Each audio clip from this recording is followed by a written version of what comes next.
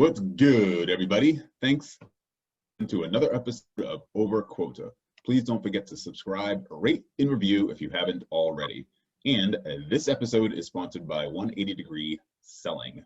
Bigger quotas, larger sales, and longer sales cycles require selling differently to get different results. Do a 180. Go to 180degreeselling.com to download your free playbook. And of course, my company, the J. David Group, is sponsoring this episode as well. My company helps high-growth software companies recruit top software salespeople and sales leaders.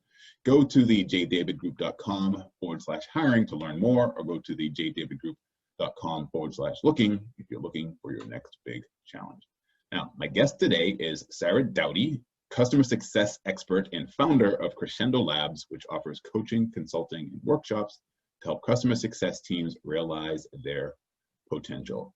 Sarah, welcome to Over Quota. Hi, Jay. Thanks for having me.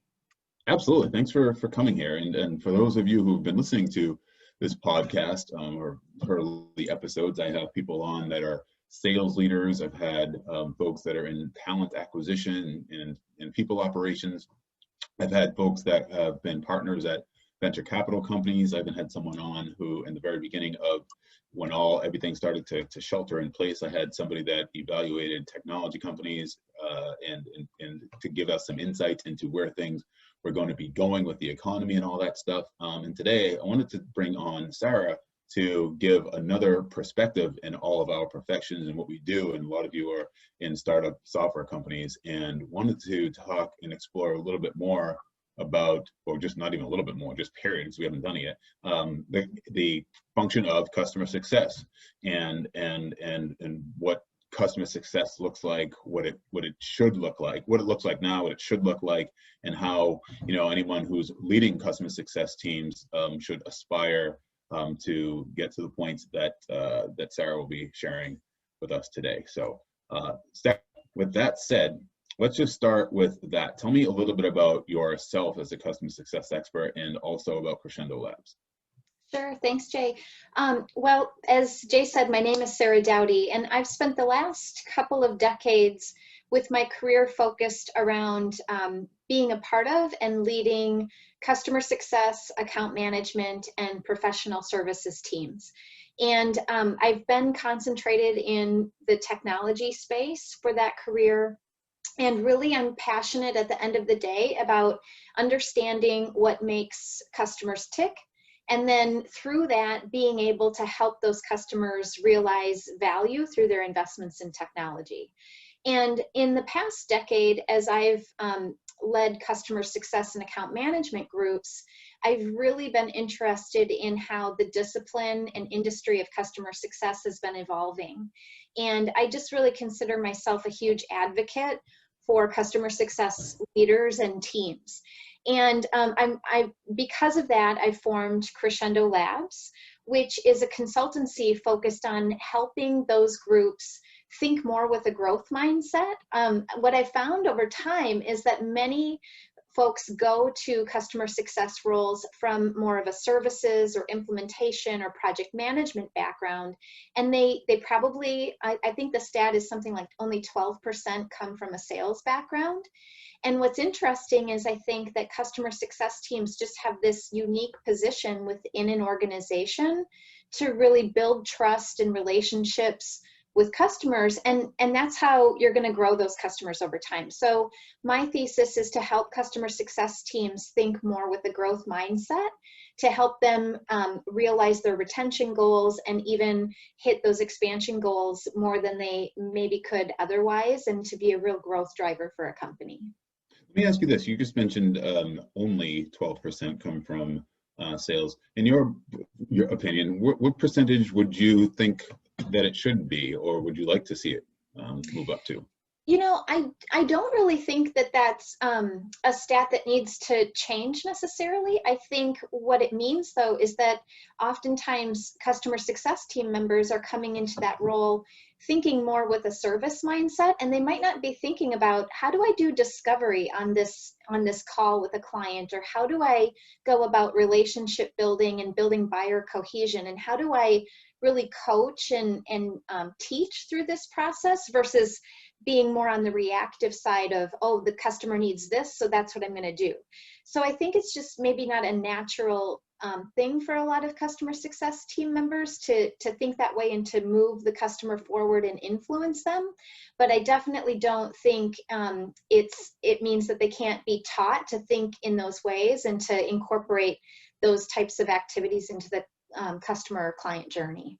It's interesting that you use the words coaching and teaching as it pertains to growth, right? Not because somebody from a sales mindset or from in sales might just look at it as sales. What can I offer them? What can I sell? But you said coaching and teaching. Tell me a little bit more about why you use those words in particular. Well, I'm a huge proponent of the challenger sale. I'm sure you're familiar with that, Jay. And you know, the philosophy of being a challenger seller is all about teaching, tailoring, and taking control. You know, the idea is that there's so much information out there in the market around technologies today. Buyers can do a lot of their research before they even contact you. They're very well informed, and also making purchase decisions, or in the case of customer success, decisions about retaining a vendor. That's not something one person at a company can do. It takes buyer cohesion. It takes many folks. I think the stat is now up to 11.6 buyers to be on board within a customer to decide to do something new or to continue doing something. And so how are you thinking about that? How are you bringing insights to your customers on a regular basis, helping them with best practices, bringing them market insights?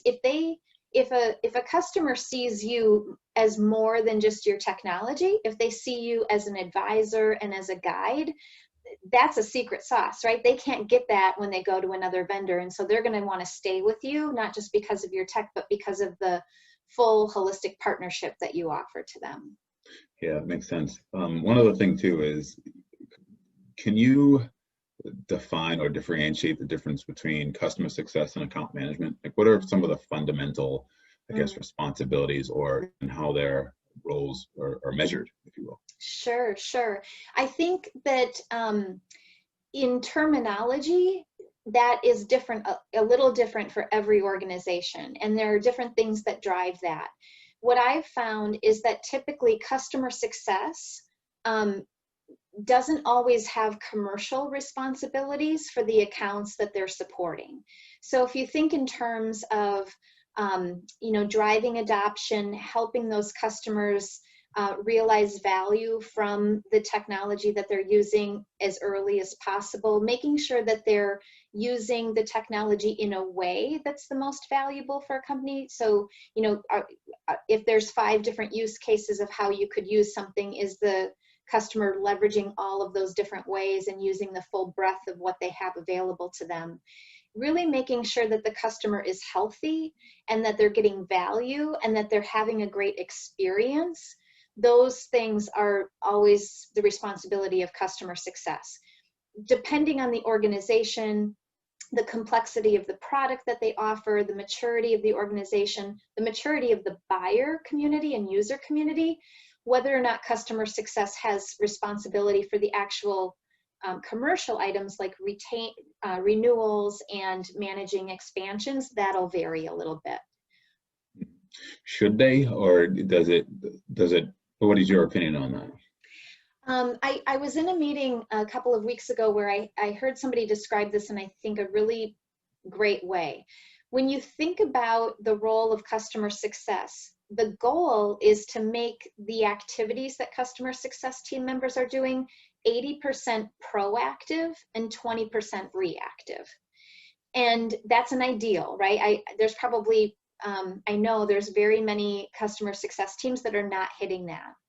So when you look at what your team is doing on a regular basis, try to kind of calculate those buckets. What percentage is proactive? What percentage is reactive?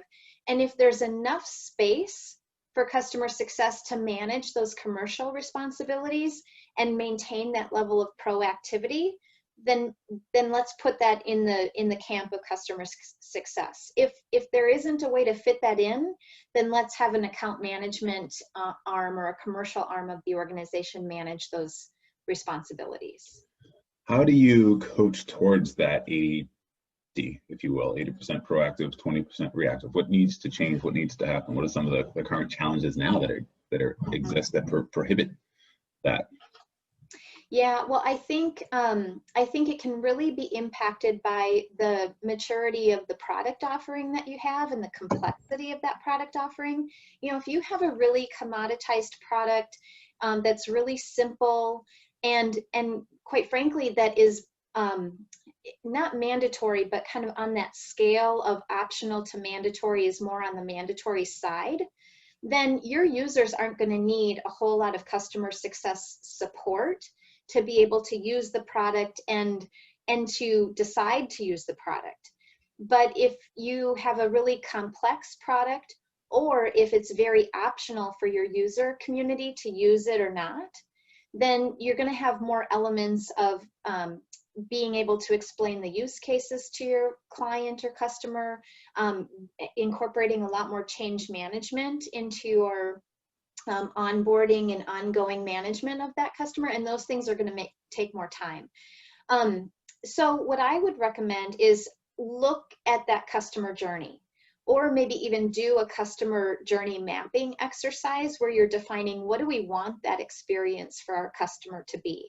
And that's not a customer success specific activity. That should include your sales team, your pre-sales team, your sales team. It should include marketing. It should include product.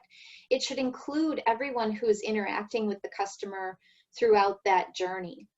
And then define what you want that to look like, what you want the experience for the customer to be, what are the roles and responsibilities for your organization along that journey, and how do you want them interacting, what activities and milestones do you want happening along the way.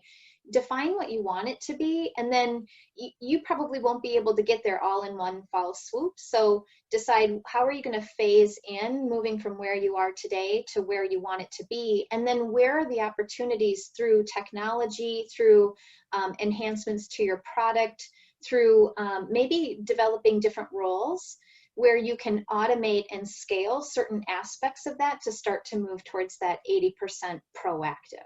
When you And say, oh, go ahead. No, sorry, go ahead, continue, sorry. That might be an opportunity when you hit certain points to introduce customer success software into things to automate and give visibility to certain things, so an individual isn't having to do certain stuff manually. Can you give, maybe this is a tough question to answer, but can you give me an example of a step that can be automated or that you've seen automated in the past that works really well? Sure. So yeah, one of the things that that has worked really well for my teams in the past is having a close tie to marketing.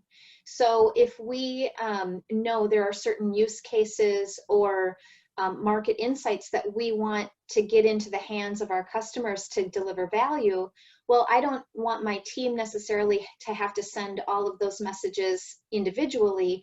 Let's define certain characteristics of our clients and then have marketing build out those messages that reinforce our overall messaging, and but the personas that they're targeting are existing client personas. So build that automation.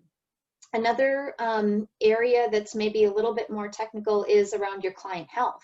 So if you've determined that you want your clients reaching certain levels in terms of adoption, both in volume, maybe user adoption or breadth of adoption, tie your product into your reporting to be able to give you visibility and notifications when your clients are outside of a certain range. And that's a great practice both to determine or be proactive about when you might have risk, but it's also a nice way to be proactive about where you have opportunity, because if your client's starting to do more quickly, that might be an expansion opportunity. Oh, Jay, I can't hear you. All right, guys, sorry, I had to pause that for a minute because my audio kicked off for something and Sarah couldn't hear me anymore. So hopefully that won't happen again.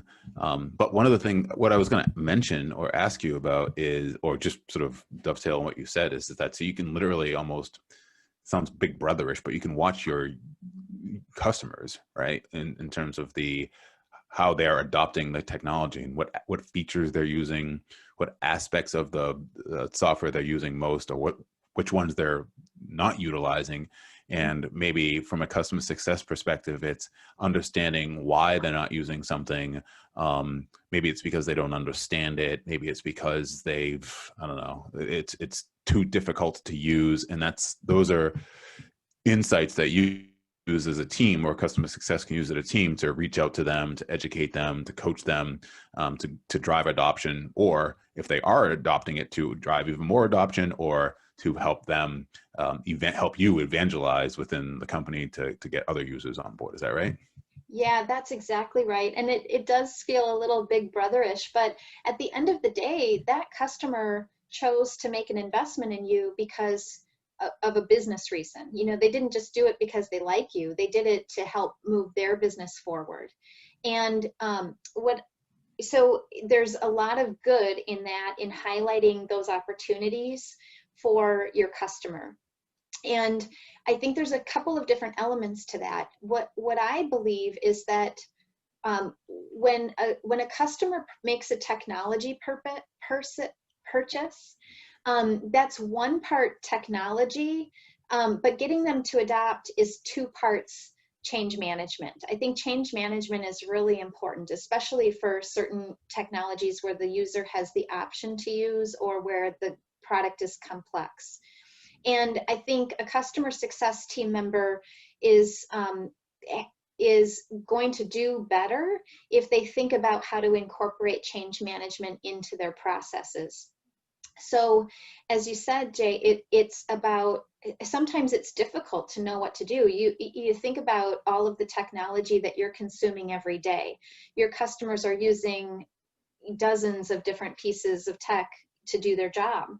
And so you live and breathe this working for your organization, but it's just one data point for your customers. So how are you making sure that they're aware of what it is that you do, what your software does, and why they should want to utilize it? What's it going to do to improve their day-to-day?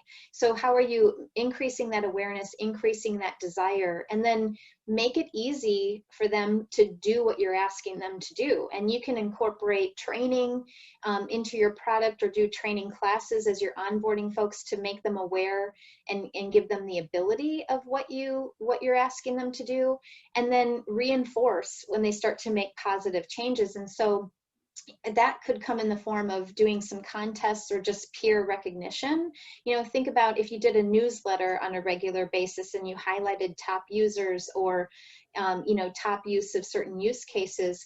When users see that recognition, and maybe you copy their VP or their director on it, and they're seeing that recognition, well, they're going to want to improve their day-to-day and get those benefits that their coworker is getting, but they'll want to be recognized too. So some of those things about incorporating elements of a change management methodology into your client journey, I think, are really important, because back to your question around the sales aspects and whether or not that sits with customer success, it might not always sit with customer success, but at the end of the day, we're trying to influence people to do something new, to adjust their processes. So how do you think with that mindset, even if you don't have those commercial responsibilities? Because driving adoption and helping folks do something a little bit different is what leads to client health and retention at the end of the day. One of the things you mentioned there that I don't want to gloss over is onboarding. Tell me a little bit about how significant onboarding is as it pertains to all of the things that we're talking about, right? Because if you do a poor job onboarding, I would imagine that the rest of that journey, so to speak, is not necessarily going to be as fruitful on either side. So tell me a little bit about that and your thought process there. Yeah, you're exactly right. That's a really important, critical part of any process for an organization. If you think about when you first meet somebody, it's kind of your first impression in a way, because they've worked with your sales team through the sales process, but now they're meeting a whole new set of folks within your organization. That being said, I think if it's done really well, if your client journey is done really well, you're starting to set expectations about that onboarding in the sales cycle.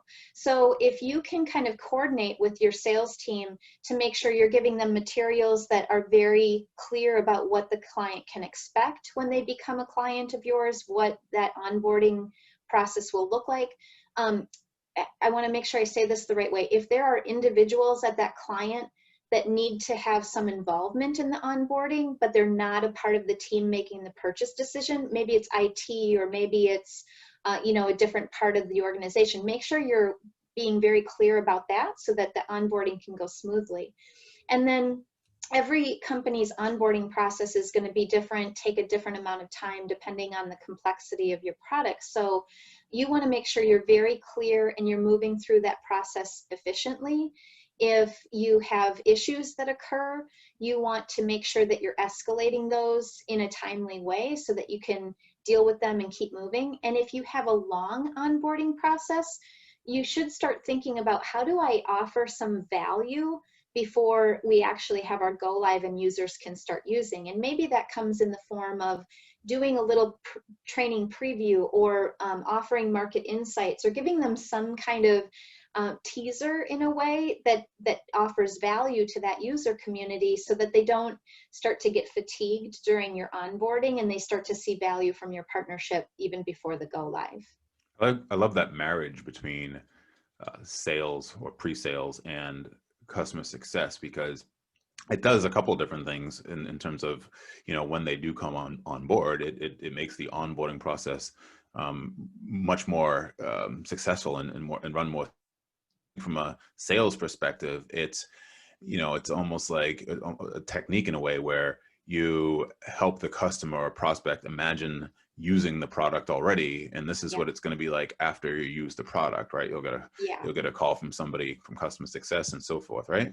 Yeah, I think that that's perfect. And I think another element of onboarding that's really important is to have a great kickoff meeting, because that's really your transition point, right? Where you're taking them from working with one part of your organization to the other. And while you want sales to be setting the right expectations during that sales cycle, this is your chance to make your really first direct impression, and to really set the stage for how that client should think about you.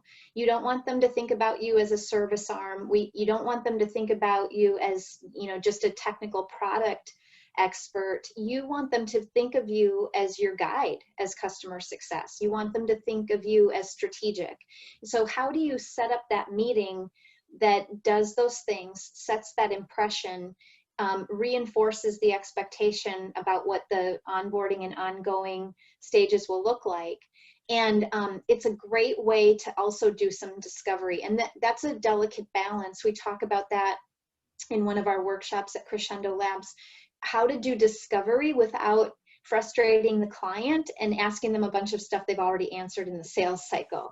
But it's important, because when you think about who at the client has been a part of that sales cycle, it's probably not the user community. So now you've got a whole other set of stakeholders, and we want to make sure we're validating information, getting perspectives of everybody who's going to be involved. Just like it's a different group taking the client through onboarding, it's probably a different group of the client. So, and part of our job is to, as customer success, is to ensure alignment between us and the client, but also between different stakeholder groups at the client. Yeah, that makes sense. And how do you quantify or qualify, I guess, the relationship that you have with the customer? How can you do that where and I'm talking about not even at the end of the year, right? Like 40% retention or something like that. I'm talking about ongoing, like what you're just describing now. Yeah, that's a great question. And it's interesting, because in my experience, when you ask somebody who's responsible for maintaining the relationship with a customer, or even a sales individual, when you ask about the health of a relationship, it's really easy to go to, well, this person met with me and they, we bonded over this. It gets really subjective really fast. So I'm a big advocate of quantifying a relationship in a pretty objective way. I have, well, let me start with this. I think it's really important for an organization, at an organization level, not at a client level, to define what are the roles that are important for us to retain and grow this client. So that might be executive level leadership for a certain area. It includes your user community. It might include like super users, if you will, who kind of are managers or represent a group. It maybe includes somebody from legal. It could include a lot of different folks. So identify what are those roles that are really important. And then for each client, who at the client is in those roles. And then I have kind of a 4-point grading rating schedule that I use to measure what's the strength of that relationship. And it's all centered around, will they make time for you? Will they listen to your advice? And will they kind of go to bat for you internally? And that could be something really formal in terms of, you know, I'm going to sign a renewal. Or it might be something less formal, like they're taking our recommendations to their leadership team or something like that. So can you answer that they'll do all of those things along that rating scale? And then once you've laid out that map, okay, where do we have gaps in terms of the roles that we're supposed to have relationships with? You know, I don't have somebody in this role who's really an advocate, and I don't know the person in this role very well. And then, so where do you need to fill in the missing pieces? And then where do you need to grow the relationship? And I think as a customer success team member, especially for your enterprise accounts, if you've got 200 accounts, you're not going to be able to do this at an account level, but how do you start to build those relationships and broaden those relationships with your enterprise accounts? With that, right, with 4-point rating, is it something that where it's literally like a sheet that someone's looking at and checking off and saying, yep, I have a strong relationship here because they'll go to bat for me, or, you know, I shared a piece of advice, they took action on it. Like, is it that, or is it something even less formal or more formal? I think it could be either, depending on, you know, how many clients you're trying to do this for. At Crescendo, we use a template. It's just an Excel template in a workshop to help folks understand the concept that we're trying to get them to think through when it comes to relationship mapping. But you could easily put that into your CRM if you wanted to track it there and tie it to the different contact and activities you're doing with your different contacts. You could really get it as advanced with it as you'd want to. Yeah, I was going to ask that if there's obviously there's CRM for sales like Salesforce and so forth, but you're saying you can also take the same data, so to speak, and information and put them into the CRM so you can look at it that way and see if that works. Yeah. Right. What about, speaking of sales, is there a relationship like within, let's say if I were to be prospecting for a new business, I might call today, I might call let's say next week, I might call in 2 weeks, whatever it might be, right? Send some email, follow yards. What about the cadence when it comes to touching your customer as it pertains to customer success? Is there one? Should there be one? That's a great question. And I hate to keep saying that it depends, but it does depend a little bit because, you know, on how much that customer has invested in you and how many customers a CS team member is managing. Mm-hmm. And as I mentioned before, sometimes it won't be people conducting certain steps of that cadence. Maybe you could do some of those at scale, either through sharing information through your product or involving marketing to deliver some of that cadence. But I think that going back to that customer journey mapping exercise, you want to define what do you want that cadence to be? And do you have a separate cadence for enterprise customers versus maybe more mid-market or SMB customers? Because it likely will change a little bit. Even if you are doing the same things, you might deliver those things at scale for your smaller customers. And then once you've gone through that exercise, you want to create, always think in terms of what are the experiences I want to create and what are the outcomes I want to create for my customers. You want to make sure that they're happy and having a great experience and feeling and thinking good things throughout that journey, and you want to make sure they're realizing the outcomes that they purchased you for in the first place.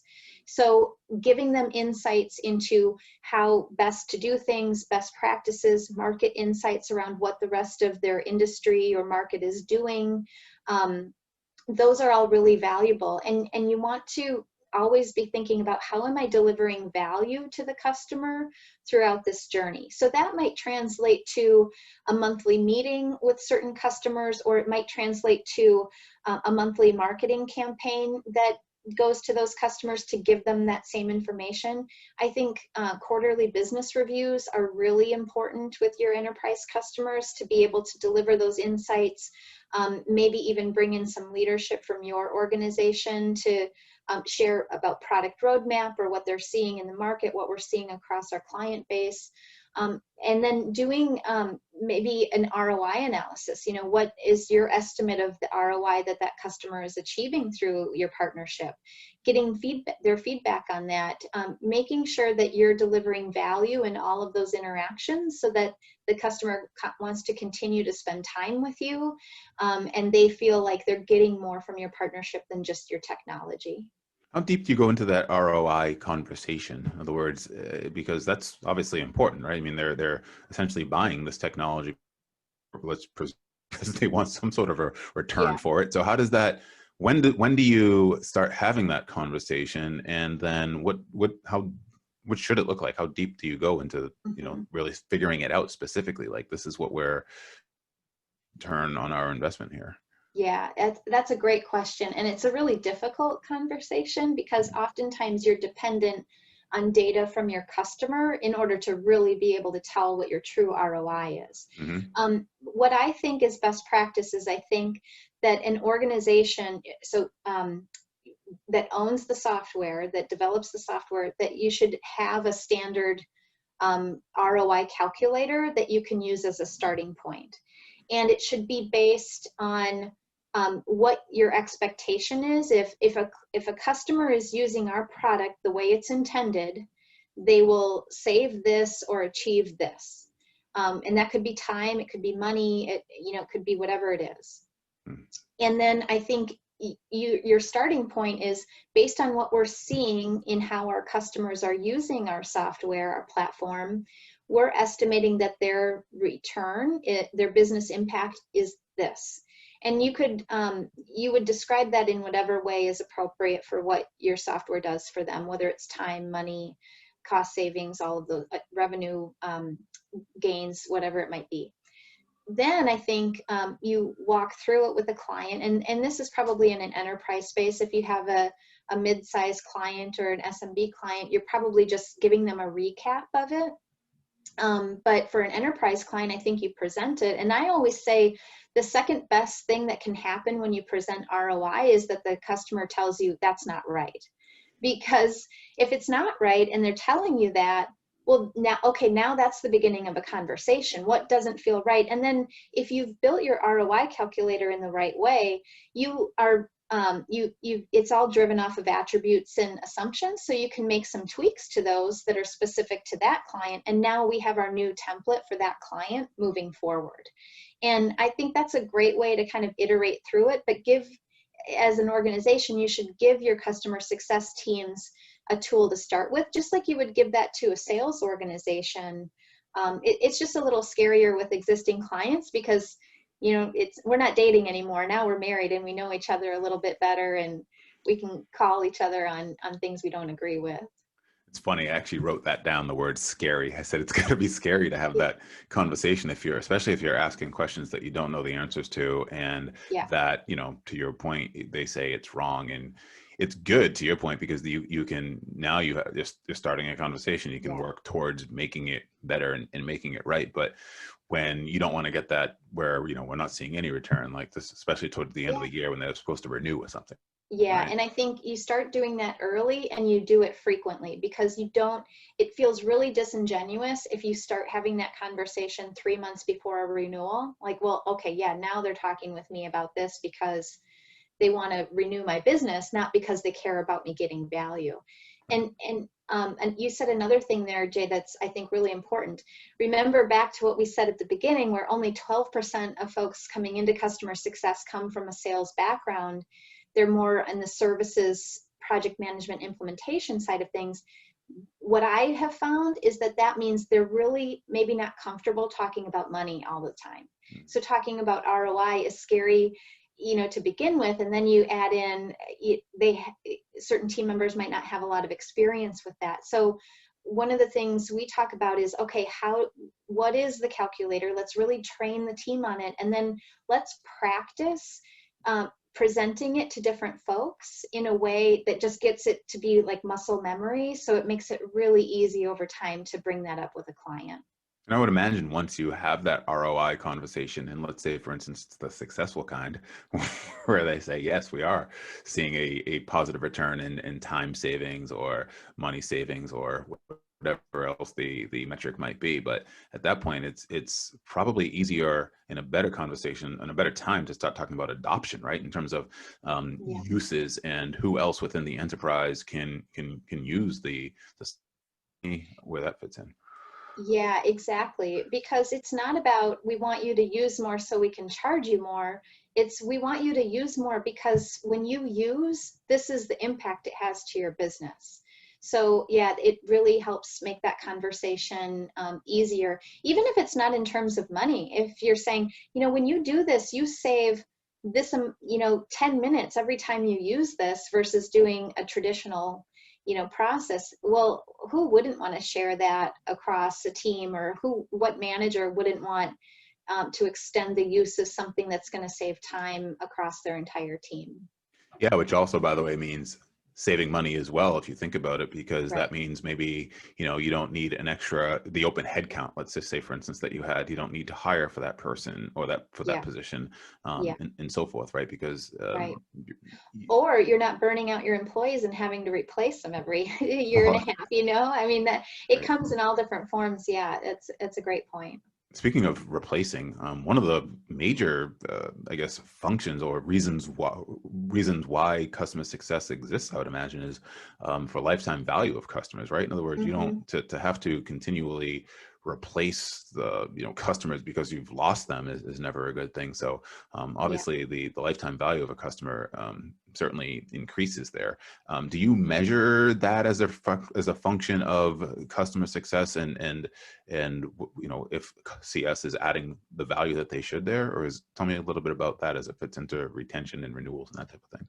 Yeah, I think it definitely pertains to customer success. I don't know if what I found is oftentimes the customer success function isn't the one measuring the lifetime value of the customer. That's maybe coming more from the finance group or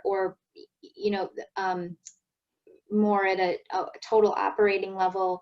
And then maybe it's associated with customer success. Maybe it's not told to them in that direct of a fashion, but yeah, it definitely pertains. I think, the things you're going to hear most frequently being the metrics related to customer success are retention, both gross retention, what dollar amount are you losing on an annual basis of your customer base that you started that year with, or net retention, which is, that gross, but then add in how you're growing those customers that you started the year with. So, when you think about net retention, that's both the churn, but also the expansion side of things. So that's going to be the primary set of metrics that you're looking at. But then lifetime value is certainly one. When you think about some of the more subjective things, you're oftentimes measuring client satisfaction, maybe an NPS score or different surveys that you're doing throughout the journey with a client at different points, post-implementation, during implementation, post-renewal. You might also be capturing their feedback from client panels, their involvement in different marketing activities with you, your referenceability with clients. So there's a lot of ways to measure both the dollars that are being driven from your retention of clients and your growth of clients, but then also the softer things around what are those clients willing to do with you, what's their sentiment, and how happy are they with your partnership, and how much are they willing to talk about that. How often do you do the NPS scoring? You know, in my experience, so we would segment the folks we did NPS with. We would do it with our users, and then we would also do it with what we called our sponsors, who are more the decision makers around the contracting. Mm-hmm. So with sponsors, what I found to work fairly well is to do it every 6 months or so. And then with users, we would do it a bit more frequently, and we would deliver it through our product so that it was a little bit more automated and just popping up for them as they were using. Got it. Okay. If a company wants to grow by X, let's just say next year, what percentage should come from customer success, or should customer success, I guess, contribute toward that number? What should the expectation be? Yeah, that's a great question. I think this is going to vary a little bit over time as a company grows. And if you think about it, you're going to probably pretty quickly hit a point where if you don't just think about growth, but you think about the revenue that you're preserving of your client base, plus how much you want to grow that, that's going to eclipse new business growth pretty quickly in an organization. I know that there was a key bank study that's done every year on SaaS businesses, and they said that the median respondent said that about just under 40% of their new ARR growth came from existing customers. So I think, you know, if you're reaching a 40 to 60% growth from your existing customers, that would be fair. That would be pretty healthy for an organization. You don't, but you know, in that study, did they say how large the companies were? In other words, were they 20 under? Were they 25 million and over? Were they, you know, did they get that granular? Do you know? They did. I'd have to go back and look, Jay. It started with organizations that were 5 million plus. I think it went from 5 to 500 million in ARR. Okay. Can you hear me coming clearly? It just said my connection is unstable. Are you still hearing me okay? Yep, I can. Okay, fantastic. All right. What if you were to start a customer success team now from the ground up, right? Mm-hmm. I'm a headhunter, so I'm curious about what this looks like from your perspective. What skill sets would you be looking for? What would you want to see in your customer success team as you're building? And frankly, and as it grows, how would you want to see those skill sets evolve? Yeah, that's a great question. Yeah, I mentioned this a little bit earlier. I think it's less important, you know, that they've had certain roles coming in. I mean, obviously, if you've been a customer success manager at another organization, you're going to be coming in with a little bit of a leg up. But what's interesting about customer success is that it is a little bit different at every organization. So even having that background, it might it won't all be apples for apples when you switch organizations. I think that one of the things that's really cool about customer success is that it gives you the chance to do a lot of different things in a role. I mean, you have to understand a product, you have to be comfortable with technology in a lot of cases. You also do have to think about how am I going to influence others, and you have to just be a people person. I mean, you're working with people all the time, and you know, it's down to human interaction in a lot of days.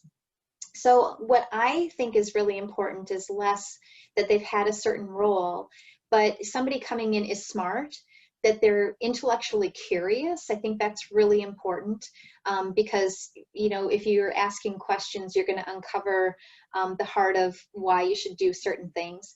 I think folks, as I said, that are people who like to interact with different people throughout their day is really important. And I think it's also important to have people who are a bit resilient, because, you know, you're going to have, in working with people, you're going to have people that aren't happy all of the time. So how do you take that, work through it? You're going to have customers that churn. You know, how do you keep a positive attitude as that's happening? Because it's not always easy. And then I think that aptitude to influence others, and it doesn't have to mean that you're aggressive or pushy, but how do you think through things in an empathetic way where you can understand the perspective of the folks you're trying to influence? How do you position things in terms of what's in it for them, and really help somebody through kind of that change management methodology where you're helping to build awareness, educating, making things easy, getting people excited, and then, you know, you're that cheerleader too. How do you like drive, how do you align the way that customer success team members are compensated with the outcomes that we've been talking about here, right? In sales, it's pretty direct, right? It's a meritocracy. You have a quota, you hit your quota, you'll make this. You perform better than your quota, you're going to make even more than what this is. Customer success, in my experience, certainly doesn't get compensated in that way, and certainly not as well as direct sales folks. What is your opinion? Give me your thought about all that. Yeah, I think I'm not saying that customer success is account management, but it has some parallels to that, where there's just a lot of management happening of that client outside of the commercial aspects of it. So it is hard to make it really variable comp based, right? And to have it be really commission or bonus driven in that way. So I think you're often going to find that customer success teams have a good portion of their OTE in a base, but I think it is important to put some variable elements into it that relate maybe not to individual client churn or expansion, but maybe there's some team element of it that because, you know, as we've had our conversation, you can kind of hear that theme that, you know, it's not just that this customer success manager does this and this other one does this. It's what processes and programs and things are you putting in place in scale, and to let your customer success team members utilize it to improve that journey and experience. So maybe you could do something from a team perspective related to churn and growth. But I also think relating compensation to customer health and feedback can also be important too, because depending on the organization, if customer success doesn't have accountability for the actual renewals and expansions, it's hard to tie their comp to those things they don't have 100% control over, but they should be driving customer health. They should be driving that feedback from the customer. And so tying an element of variable comp to those pieces of feedback from the customer, I think could be a really great way to incentivize the right behavior. Got it. Okay. And then just one last question is just, how can my listeners get in touch with you to follow up on what we've been talking about, perhaps ask a question that I didn't ask, or just to say thank you? Yeah, thanks. You can definitely email me. My email is crescendolabs@gmail.com. And definitely check out my information on my website. It's crescendo-labs.com. And I'm on LinkedIn as well, so feel free to connect with me there or go to my company page there. You have a workshop as well, correct, for teams? Tell me a little bit about that. Yeah, I offer 5 different workshops focused on areas that I think are development areas for a lot of customer success teams. We have one that's all about improving your discovery skills. So how do you both validate and dig into those things that are most important for your customers? We have a relationship mapping workshop where we talk about those stakeholder personas and how to build relationships with each of them. And then we also have an ROI workshop where we go through and I would work with executives at the organization to build out an ROI calculator. And then we go through and train and coach the CS team on how to work that into their journey. We have a workshop on adoption mapping. So how do you find those easiest ways to drive adoption within your customer base? And then our last workshop is influencing others. So how do you incorporate those elements of change management into your client journey? Fantastic. And that's crescendo-labs.com. And our email address again is crescendolabs@gmail.com. I'll put them in the show notes as well, everybody. Sarah, thank you so much for going over quota. Jay, thanks so much for having me. It's been great to talk with you today. Awesome. Thanks, guys. I'm cueing the music. Bye, everybody.